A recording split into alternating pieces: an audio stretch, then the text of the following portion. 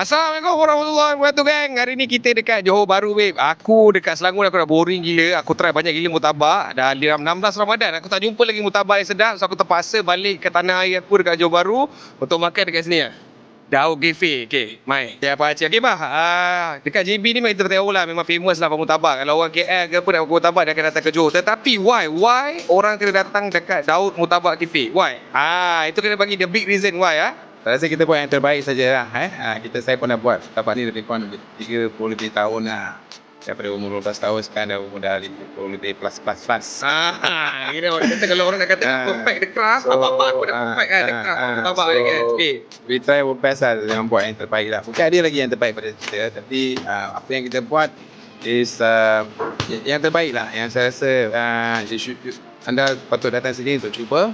Memang dia tidak akan mengecewakan anda lah. Aku janji tak akan mengecewakan lah. Setakat ni pelanggan-pelanggan dia memang tak pernah datang komplain cakap tak sedap lah. Semua cakap sedap. We try our best lah dengan buat yang terbaik lah. Mungkin ada lagi yang terbaik pada kita, tapi apa yang kita buat is yang terbaik lah. Yang terbaik lah. Oh macam ni. Okay, ni dia hasil dia mat. Okay. So ini murtabak dia. Kita punya dipping sauce Dipping sauce ni specially made for my mother Kita panggil dalcha. Okay.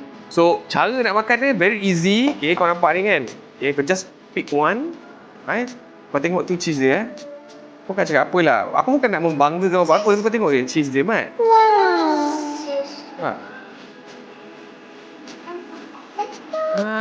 Okay, kau makan.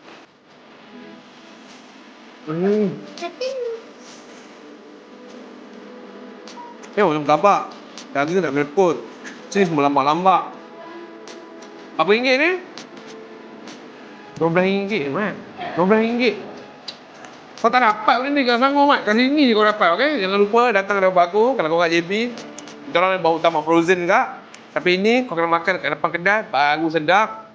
Sebab kuah kari dia panas-panas. Murtabak panas-panas. Enjoy.